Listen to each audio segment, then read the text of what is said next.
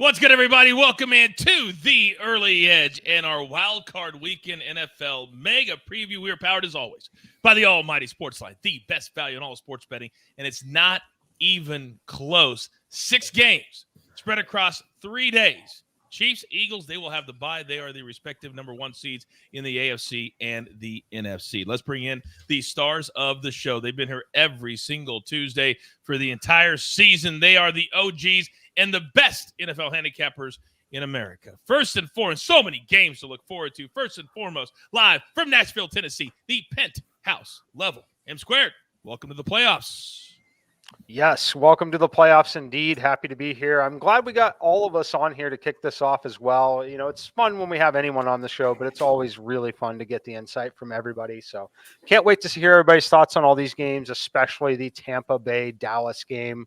A lot of people didn't like that being the Monday night game. I think it's the perfect Monday night game. So happy to hear everybody else's thoughts on it. I love the fact that the NFL put it on a Monday night. Next, he runs everything the NFL at SportsLine for us. He is the stoic one. RJ White, good afternoon. Good afternoon. I'm obviously looking forward to the Bills game, hoping my Bills advance. We had the number 1 seed taken from us with very unfortunate circumstances. I'm not complaining about it. It is what it is. But hopefully they can translate that into an inspired run for their first Super Bowl win, fingers crossed.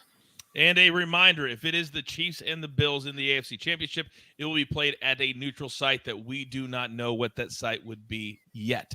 Finally, he is the OG of OGs. He's been here since day freaking 1. And I don't know that anybody loves the NFL more than this man. Maestro, good afternoon. Good afternoon, guys. So much going on. Even today, we're seeing a big move on the Dolphins right now. The word is that maybe Tua gets cleared. Maybe he starts. That's the only reason why you can see this line going from over the 10, and now we're seeing 9s in the marketplace. If it's Bridgewater, it's got to be 10. If it's Thompson, it's got to be, 2 touchdowns. Very interesting, but no word. I have not seen one word officially about it. Wait a minute. You don't think the line can move 2 points that way with Skylar Thompson? What? You're crazy, Maestro. That's crazy talk. Crazy talk. All right. We only got 6 games to talk about, so all 3 of these incredible NFL minds get to speak on each one. Let's start with Saturday, 4:30 p.m. Eastern time. A lot of people think that this should be the favorite coming out of the NFC, but it's hard to do that when you've got a rookie quarterback that every single week he just seems to get the job done. I'm talking about Brock Purdy. We've got 2 best bets in this one. 49ers currently laying 9.5. The total sitting at 42.5. RJ, let's start with you. The Seahawks, they just got into the playoffs by winning in overtime, and then they had to sweat it out all the way to the end. And I would hope that they send a big old nice fat check or gift or something to the Detroit Lions. But what do you make of this matchup? I would really love to see the Lions in this matchup instead of the Seahawks, considering how they played on Sunday night with nothing on the line. I think they would have been a much tougher out than the Seahawks are going to be in this game. I like San Francisco as a best bet at -9.5. Though this line was only -3 at when San Francisco was playing in Seattle for Thursday Night Football in Week 15. So this is a pretty massive adjustment, even when you flip for home field. But that's because we didn't know about Purdy. Purdy was on short rest in that game, a short preparation. We didn't know it was his first start on the road. We didn't know how he'd respond. He's been great. San Francisco won that game 21-13, but they've scored at least 33 points in every other game Purdy has played in, and that includes the one where he had to fill in for Jimmy G right after that injury. And he's coming off dominating Tampa Bay in that game, going into that Seattle game. But, that uncertainty, I think, is over now. Everybody believes. I don't know if he's a Super Bowl winning quarterback, but everybody believes he can get it done. But he might not have to do too much. Seattle's weak at defending the run, and Shanahan, is going to love exploiting that. The San Francisco defense, we were looking for them to bounce back last week after getting rolled by Jarrett Stidham, and they did. They gave up a long touchdown at the start of the game and then basically nothing after that.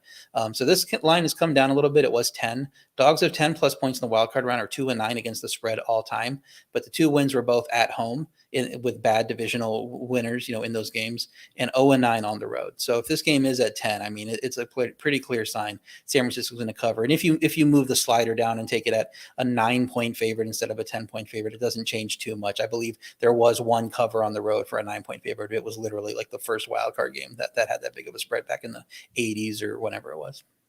Well, I got to tell you, it's watching Geno Smith at times this year, and when things start to snowball, he starts to play very badly at times. So this feels like it could be that way. Now, Mikey, let me come to you, because last week it was a little bit of a sweat at the end, but you did a really smart thing by putting 3 teams that needed to win together in a money line parlay that cashed for all of us. Now, this week, are you going to do kind of the same thing? Yes, we're definitely doing the same thing. We're going to start it off with the 49ers money line. I got 2 others we're going to pair with it. We'll get to that later in the show. As far as the game, I'm fine if you want to lay San Francisco minus 9.5 as well. I like it. The Seattle team, look, they've limped into the finish line here. A little bit like TCU. Great story. Geno Smith, one of the best stories in the NFL in a long time. He caught his incentives. It's been an incredible ride. But they lost 5 of 8 games down the stretch. 2 of the wins against the Rams that had really nothing to play for, and it shows where they're kind of at as a team. This is a really tough matchup. I make the 49ers the best team in the NFC. I personally think the 49ers are winning the Super Bowl over the Kansas City Chiefs. I think it's a massive, massive mismatch. Seattle's incredibly fortunate to be in this game. The other thing that I like about this here, we never want to talk about injuries, but injuries happen. Even just imagining the scenario where San Francisco lost Purdy, I'm pretty confident this 49ers team could run Christian McCaffrey and Deebo Samuel in a wildcat formation and still win this football game. That's how dominant they're going to be running the football against the Seattle front. And still massive coaching edge on the San Francisco side. So my favorite way to play it is going to be in a money line parlay. I don't mind finding alts. It looks like we're seeing a little movement down to 9.5 now. I see no scenario that it goes any further. If for some crazy reason it gets to 8.5, you've got your ideal teaser leg that you can compare with potentially that game on Monday night. 2 great ways to bet this game: spread and the money line. But Maestro in the chat, they're asking, what about the team total, which is still right under 28 at 27? Would you think that the 49ers, who their offense has been pretty good, scored 38 last Sunday? Would you like to attack it that way? Sure, I'd like to attack the Niners any way possible, and I'm really upset that I laid 10 because I thought this would only go up. Jordan Brooks, the leading tackler for the Seahawks, he's out again, of course. Ryan Neal, one of their best safeties, could come back, but they can't stop the run, and that's what the 49ers are going to do. The Seahawks give up 5 yards to carry. You know, Brock Purdy had a 117 passer rating in Seattle, his first road start. He didn't have Deebo Samuel. What's he going to do at home? This offense, number 1 in EPA per play, and the defense, number 1 in EPA per play since week 8. That's how dominant the 49ers have been. The Seahawks are going to have turnovers. They're going to have luck. They're going to have a lot of things go their way to stay within the number. Mikey, let me ask you this real quick, because this may be a live bet scenario, but they're asking about the total in the chat. In the playoffs, do you have a theory on betting totals when it really is all about just winning the game? I typically lean to unders more than anything. Things kind of tighten up a little bit. I think that on the San Francisco side, again, there's no desire to go out and just absolutely dominate, in my opinion, at least late in the game. So if I'm looking at anything, it would be unders. But I typically like to isolate team total unders. Like last night TCU game, and it's again college game, but same kind of thing. When we have big mismatches like this, I typically like to isolate one side and not necessarily the game total itself. So if I was looking at totals here, it would be focusing on Seattle's team total under. All right. Very, very good. All right. That's game number 1. That is on Saturday. Again, there's 2 Saturday. There are 3 on Sunday and then 1 on Monday. Yes, Maestro. Christian McCaffrey has faced the Seahawks 3 times in his career and is averaging over 180 yards from scrimmage in those games. That is the best that he has against any other team.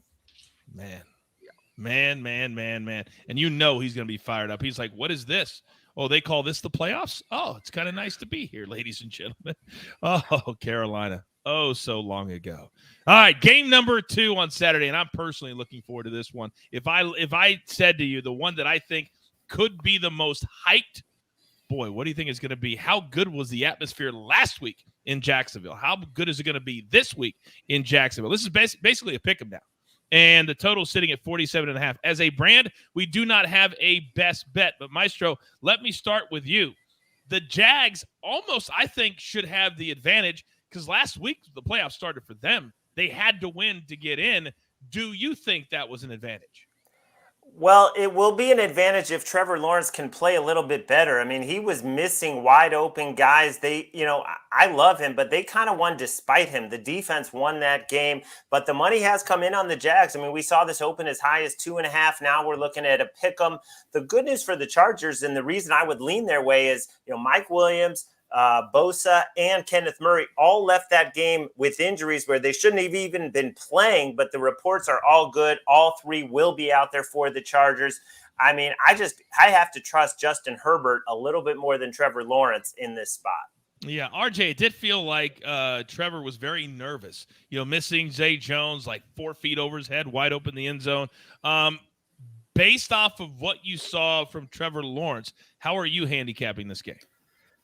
Well, I mean, it's not like he hasn't played big games in his career. We know his career at college. He's kind of built for this. Why he's the number one pick. And so, yeah, he had the jitters there. It went against him a little bit. They won the game anyway. I think that's a little bit out of his system now.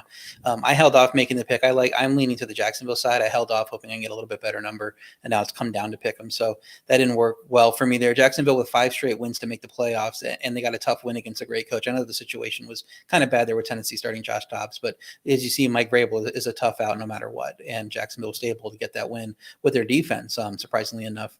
Chargers would be on a similar 5 straight win run if they didn't lose a meaningless game last week, even though they played everyone. So it's not like they just punted the game. They tried to win the game, and they were losing toward the end. I think they subbed out Herbert late in the game, but still, Jacksonville destroyed the Chargers in LA, but that was that week 3 game off a big Chargers injury game, including Herbert was banged up. So I don't know how much we could take from that. So the Chargers are considered much better than Jacksonville with this line. They have just one win against a winning team, and that came against Miami, who isn't that much of a winning team. They barely made the playoffs. In Jacksonville, we know they're willing to commit to their run. We've seen the game plan last week, even though Tennessee, you want to throw all over them. They kept handing the ball off on first down and getting 1 yard.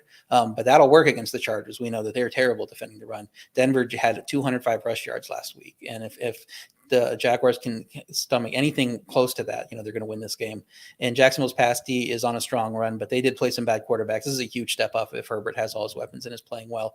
The one thing I will note that is if this does close as Jacksonville as a dog, home dogs of less than 3 in the wildcard round are 8-1 against the spread, while home dogs of 3.5 are more of a toss-up. So these short dogs tend to typically come through if they're at home. That's something to think about once we get to the last game of the slate here too.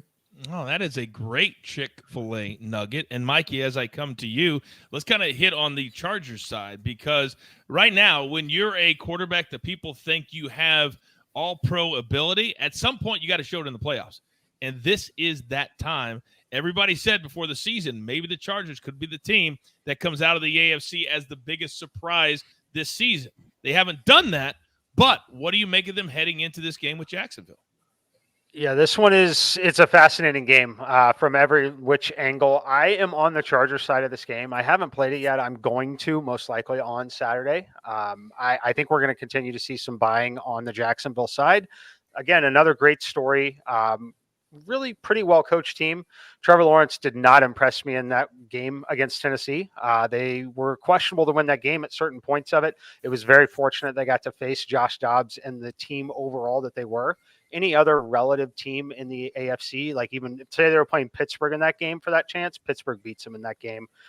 Just similar things like that. I don't think that they're quite ready for this moment. I like the weapons a ton on the Chargers side. It looks like Mike Williams has avoided serious injury.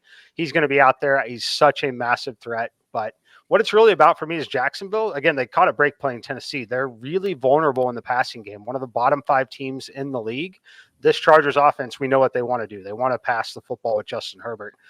So really what RJ said is what it's going to come down to. If Jacksonville commits to running the football, they're going to have enough success to move the ball and at least put 3 points on the board most possessions. Hopefully they can convert them into touchdowns. If they're able to do that, they'll probably be able to sneak away with the win.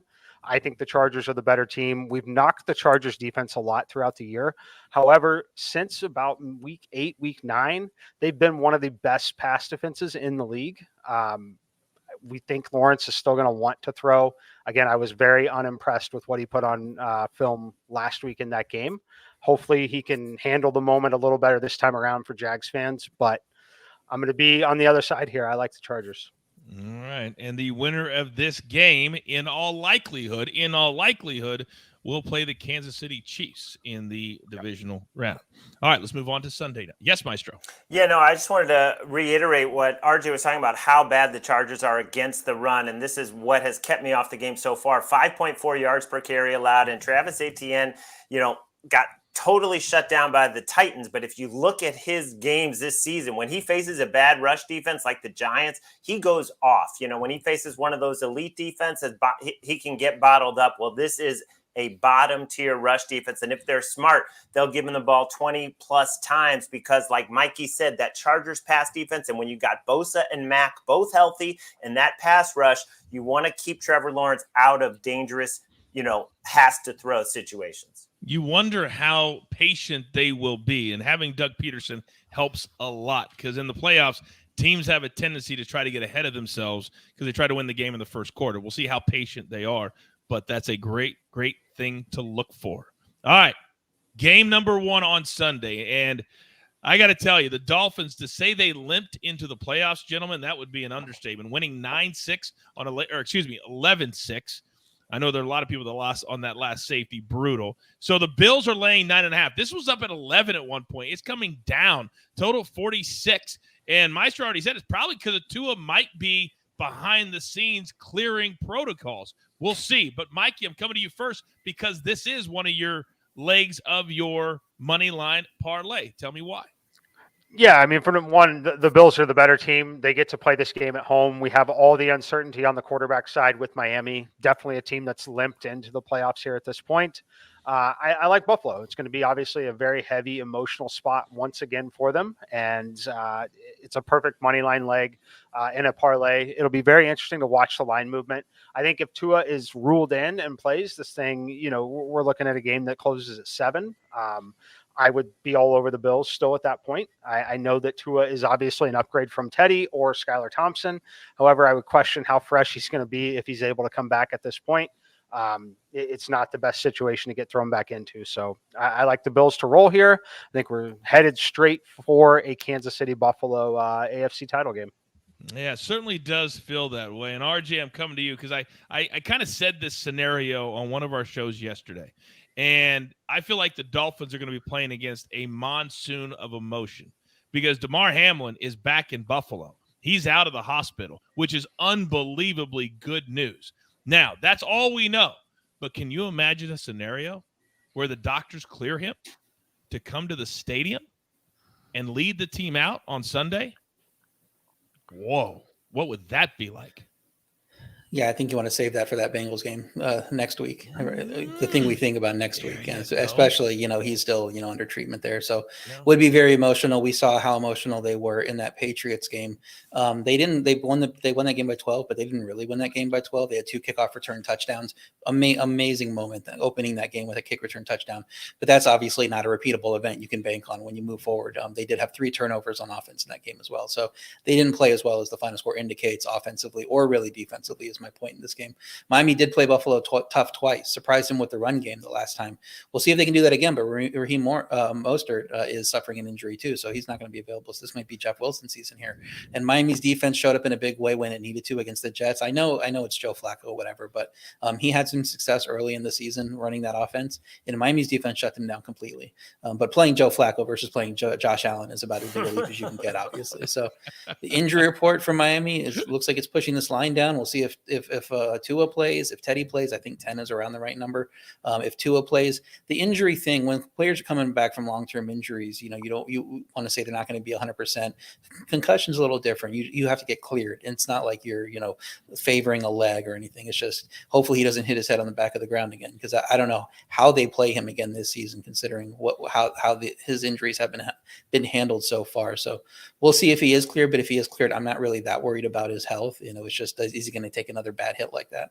But injury-wise, he should be all there and be fine. Buffalo does have the pass defense to slow down Miami's offense, no matter who's at quarterback. And I don't think that same thing is true for Miami, their game last week notwithstanding. So I do want to be on the Buffalo side here, but hopefully we do get a better number if the news toward Tua continues to trend pretty well and this line comes down. And the thing about it, RJ and Maestro, I'm coming to you now, is that even when Tua was playing the last few games, when they started going on this losing streak, he wasn't playing well at all. And you wonder what was happening. So maybe for bettors for the Bills should hope that Tua comes back and plays and brings the number down because he wasn't playing that good before anyway. Your thoughts? Well, there was that game against the Packers where the suspicion was that he suffered a concussion during the game, and then he threw 3 picks against the Packers, and the Packers got on that roll, and maybe Tua wasn't himself in that game.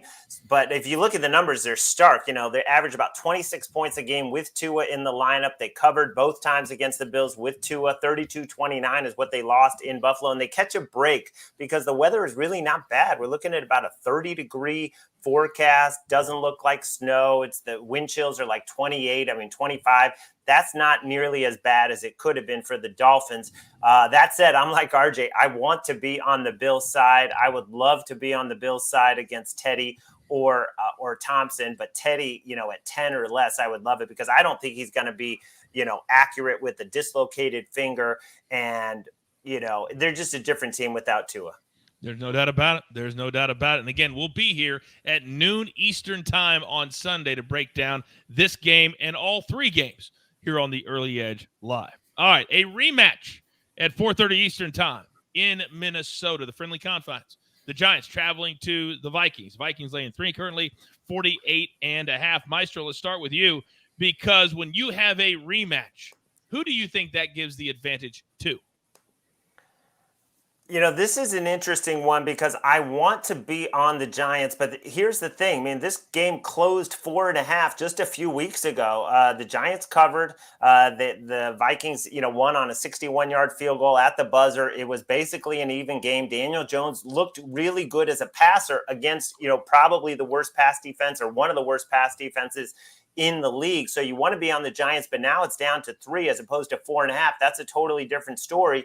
And per Clev TA on Twitter, first-time starters in the playoffs, which is Daniel Jones, against a guy who's been in the playoffs, which is Kirk Cousins, 14-35-1 against the number. But all of that said, I trust Brian Daboll more than I would Kevin O'Connell. So, yeah, I'm still struggling with this one.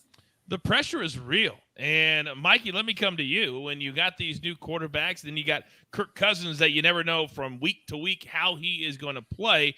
When you're handicapping, who do you give more weight to?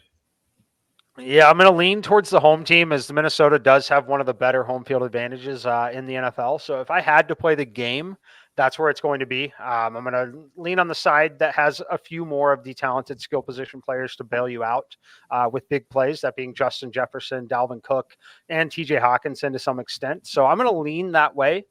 If you maybe play this game right now, again, I haven't played it yet. I would lean towards the under as well. I know it's a spot that potentially screams over. However, both teams could have a little success running the football as well. I think the number is just a touch too high for a playoff game here. I think this number should be 46.5, 47. I don't think it deserves to be 48, 48.5, 49, where it was at one point. So I'll lean under pretty heavily on this one. All right, RJ, where are you leaning on this rematch?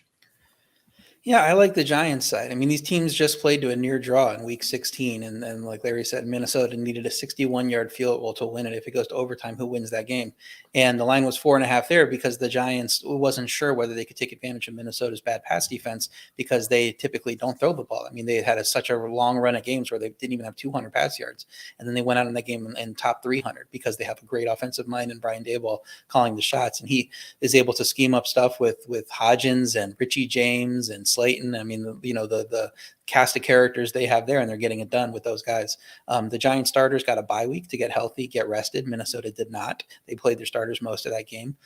Giants offense typically run focused, but they've showed that they can handle a pass defense like this. Their defense is also 5th on third down and 5th in the red zone. So in these situational spots, they can limit Minnesota to field goal tries and keep this one close again. And so with that coaching advantage, being able to manufacture points with Brian Daboll, and the Vikings just don't, blow out anyone. They are a negative point differential despite their record.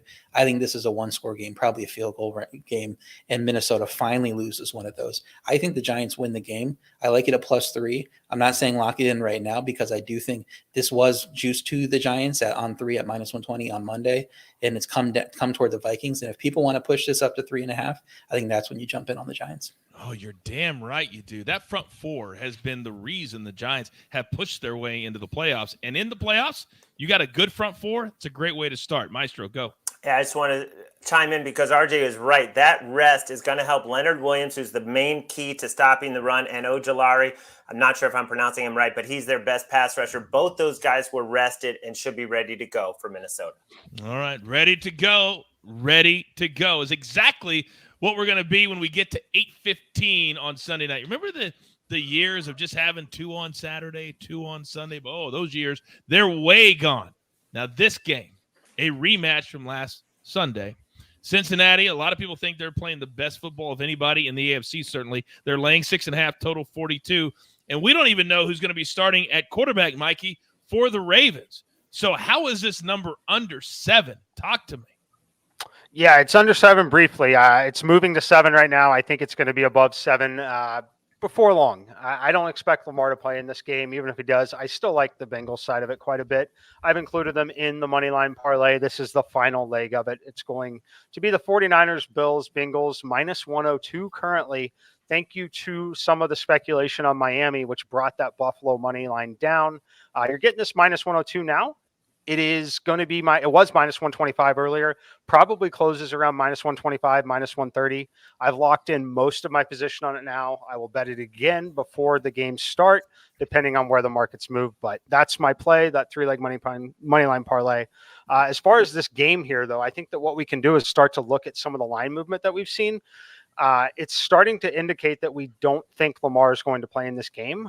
We've watched the total in this thing drop 1.5 to 2 full points in some spots. We're starting to see the 6.5 disappear. It's going to be 7, potentially 7.5 before long. If Lamar doesn't play, I think this thing closes at minus 8 minimum. I think it could, depending on who starts for the Ravens, close all the way up to 9.5. I make the game 10 at this point.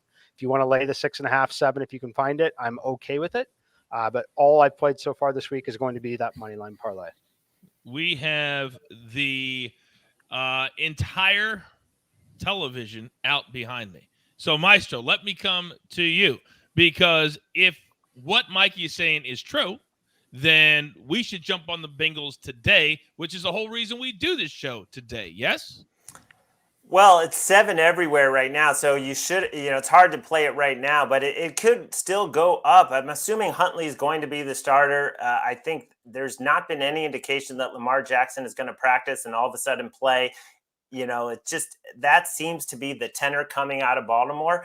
But I got to say, there's some reasons for me while I will want to be on Baltimore, even with Huntley, as long as I can get over a touchdown. The Bengals lost another starting offensive lineman, Kappa. Their starting right side is gone now with La'el Collins and Alex Kappa out.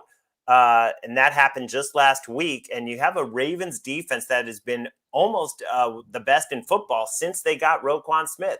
And you look at Joe Burrow, his 2 worst games this season, other than game 1 against the Steelers. He was coming back from this surgery. He wasn't right. He threw those picks. Other than that, his 2 worst games this season in terms of passer rating, the Baltimore Ravens in Week 18 and way back when the Ravens rested Zeitler, they rested Andrews, they rested Dobbins. They weren't going to show anything, and yet they still were fairly competitive, 27-16 in Cincinnati.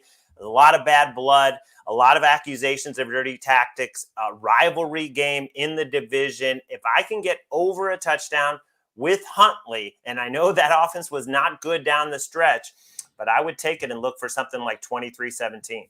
Now, I know we don't recommend buying points a lot, but buying a half a point is only minus 130 right now, Maestro. Why wouldn't we do that? You're saying to buy it under a touchdown? No, to buy it down to 6.5. Right now, I just did it for minus 130. Okay, well, but you still put yourself at the risk of all of a sudden there's an official statement, Lamar is back, he's going to practice, and then the line is going to be 4. It's going to close 4, maybe 3 if Lamar is there and looking good. He hasn't looking good. I'm saying hasn't played in 2 months. He hasn't played in 2 months. I'll be happy if he shows up. I agree with you. Most likely he's not going to play, but we have not heard. We haven't heard anything. That'll be happy. Now, RJ, let me come to you because there's a reason I saved you for last.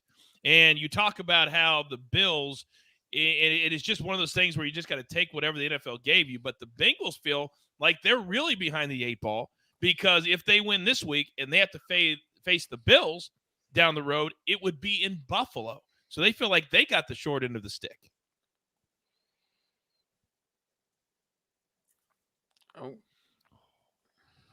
Oh no. Oh no. Oh, RJ, no. I hope you have $5 on you. Oh, sorry about that. I had a little coughing fit earlier. I wanted to mute myself, and then you froze on me, so I didn't know whether to talk. The fine is you're no longer fined. We were leaving. You waived the fine for him, but I get double fined. He had a coughing fit. But just remember to turn your. You're the most competitive person I know. Go ahead, RJ. You could find me whatever. I don't care. So the Bengals, yeah, they had their motivation last week, thinking they got screwed on that game, and I wonder if that's actually a detriment in this game, because they're thinking they just handled the Ravens, and they're looking ahead to that Bills game, thinking, oh man, we should be playing this game at home, and if that, you got to be focused on the opponent in front of you, and it's when they handled pretty easily last week. I don't know that they're going to be that focused. We'll see what the line is if Lamar's back, if he's ruled out. I kind of want to be on the Baltimore side too. I mean, these teams played a close, low-scoring game in Baltimore early in the season, even with Lamar back. I think it could be similar. We know that Baltimore defense playing so well. It didn't look like it last week, but that's because Baltimore, with Anthony Brown, threw 2 early interceptions, set Cincinnati up to get 2 touchdown drives that started on Baltimore's side of the field. I think it was like 32 yards, 49 yards. And so after that, though, they buckled down. And Cincy's offense had 10 drives, and only one of them went longer than 12 yards. They did absolutely nothing after, except for one drive after those 2 interceptions early in the game. They got to a big lead. So Baltimore's a great coaching staff, and their defense, their great defense can keep Baltimore in this game, even if it's Huntley, even if Lamar's playing at less than 100%. And we're just assuming it'll be less than 100%. I mean, he's been sitting out. They didn't put him on IR when the injury actually happened. Maybe he is close to 100% at this point, and we just haven't seen him in practice yet. So maybe we'll see. I think I want to be in this divisional rival. These teams know each other so well, and we have a great coaching staff on the Baltimore side. I want to be on that team catching a lot of points. And RJ, the chat has said you are excused for a medical issue. RJ, not Maestro. RJ, they're forgiving you. Ooh. And then Big Cheesy says that's a very Maestro type reaction. No, Joe said that. Boy, you have quite the reputation, Maestro. I love it. I love it. I love it. And Maestro, we're starting with you, the last game of Wild Card Weekend. And I know some teams probably would hate the fact that they have to play on a Monday night, but damn it, I'm here for it. And this is going to be fun. The Cowboys are the favorites heading to Tampa to face the 7-time Super Bowl champion Tom Brady. A 2.5, 3. It's been bouncing around, total 45.5.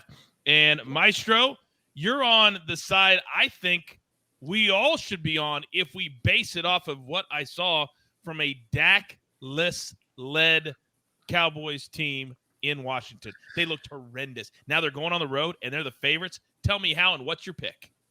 They haven't looked good for a while, and that's why I'm glad me and RJ both got on the Bucs when it was +3, but you've seen all the 3s disappear. Yeah, I mean, the Cowboys, their offensive line is really letting them down. I mean, Dak is playing poorly, but it's really the O-line. They're not creating a lot of running room, and the pass protection has been really, really bad. The Terrence Steele going out was a big loss, and now the pass defense is also very shaky opposite their number 1 corner since they lost Anthony Brown, the other starter, and they lost some backups too. They're really weak in pass defense, and I thought Tom Brady and Mike Evans finally got going in Week 17 against Carolina. They carried that over to the first half in Week 18, put up 17 points against the Falcons, moved without any issues, and then they rested. So I think the Bucs are trending the right way. The Cowboys are trending the wrong way. The Cowboys are trending how they were at the end of last season. I don't love either coach, but I don't trust Mike McCarthy to all of a sudden, shape them up when he said we didn't really have a good week of practice getting into a game where they still had a shot at the NFC East. I can guarantee you that one of our best bets on Monday night, Mikey, one of them, and probably from AB, will be on Dak Prescott over half an interception at whatever the number. Can anybody tell me how many straight games Dak has thrown an interception in? I'll say 8. Bing, bing, bing, bing, bing, bing, bing, bing, bing. Close, Maestro. Mikey is right. 8 straight games. And they haven't even been tipped bad. I mean, they've just been bad interceptions. But you love the fact, Mikey, that this game is on Monday night. Why? Yeah, I love that it's the primetime game. I think it's interesting. Obviously, you get Tom Brady at this point in his career. I think he deserves to play the Monday night game, frankly. And it's Dallas. It makes all the sense. I'm glad they got it right, in my opinion. I want this to be the nighttime game, the primetime game. I think the Bucs have a pretty decent advantage in this game. The home field advantage is obviously there. Maestro mentioned Tom Brady and Mike Evans on the same page is a scary, scary combination. It wasn't there for a lot of the season. It appears to be back. That is very scary if you're playing against this team because Tom Brady does not get sacked. He doesn't get sacked, and it's going to be tough. We'll see what the officiating crew is in the game. I think that's ultimately going to decide a ton of it, whether or not they're allowed to hold, what they're going to call downfield as well. But I like the Bucs coming into this game. My simulation number on it makes this game an absolute pick 'em. I think there's still tremendous value. If you wanted to tease any game, this would be the game to start with, especially now that it's at 2.5 across the market. I would consider teasing Tampa Bay here. Look at what the Dallas defense has allowed recently. You can look at last week if you want, but even before that, Gardner Minshew, who he was okay at times. He wasn't great. That Eagles offense still put up 34 points against this Dallas defense in a road game. Now they're on the road in Tampa. I think they've got a dogfight on their hands, and I think Tom is probably going to win this one. I agree with you. I cannot believe that the Cowboys are favored. And RJ, as I come to you, when you look at everything that has happened this year, one of the big narratives heading into this game is Mike McCarthy playing for his job with Sean Payton sitting right over his shoulder. Do you think he is?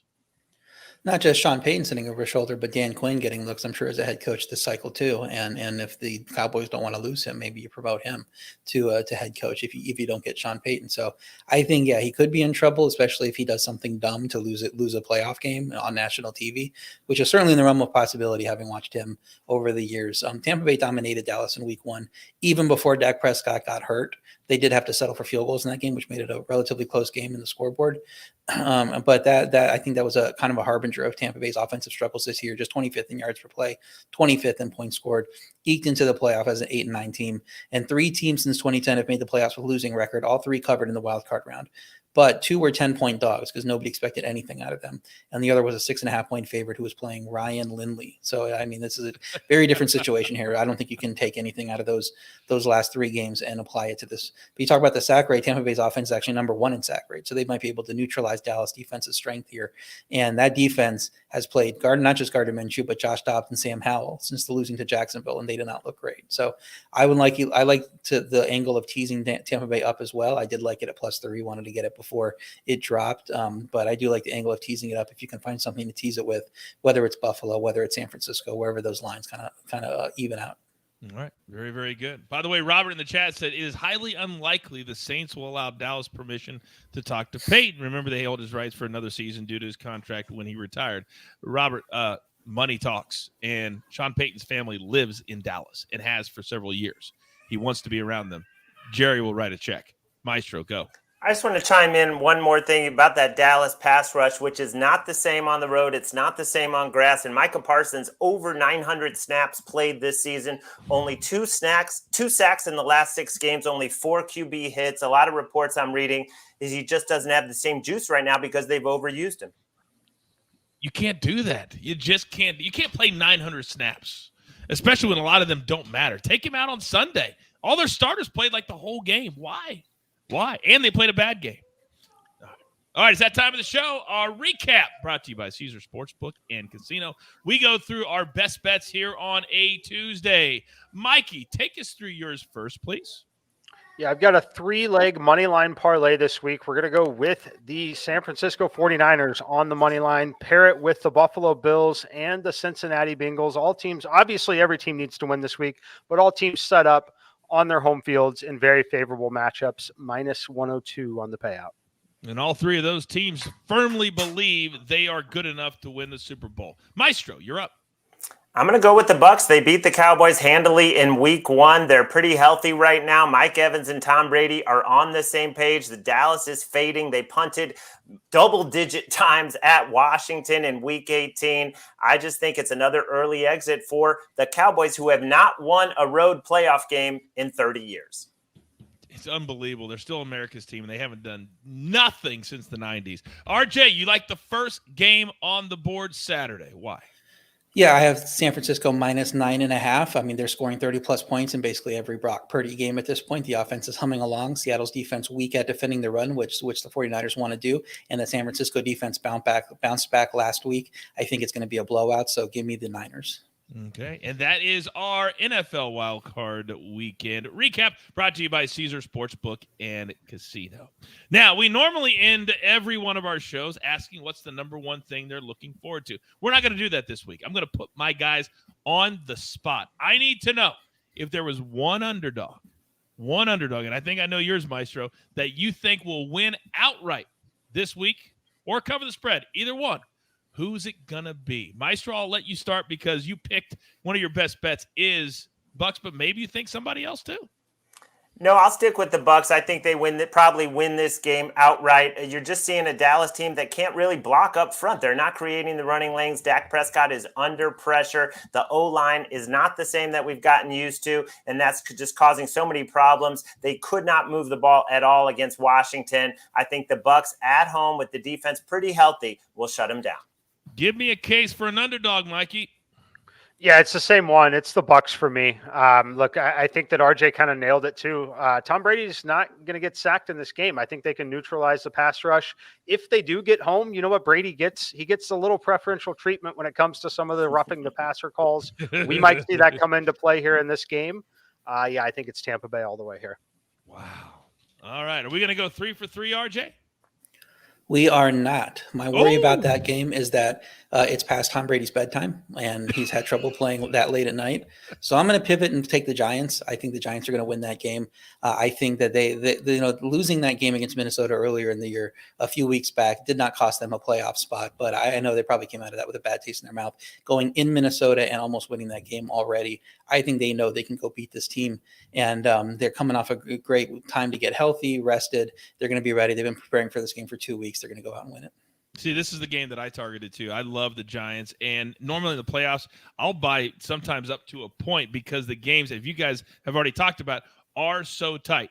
And I'm going to take a coach in Brian Daboll that lit up his third-string quarterback last week. I'm here for that. You're going to light up your third-string quarterback for 2 straight delay of game penalties, and I don't think I've ever seen that before. 2 in a row inside the red zone. Never seen it before.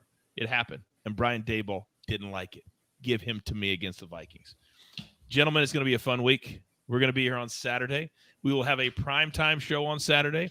We will have 2 big shows on Sunday. Every game, we got you covered from top to bottom. But with that being said, there's only one thing left to do.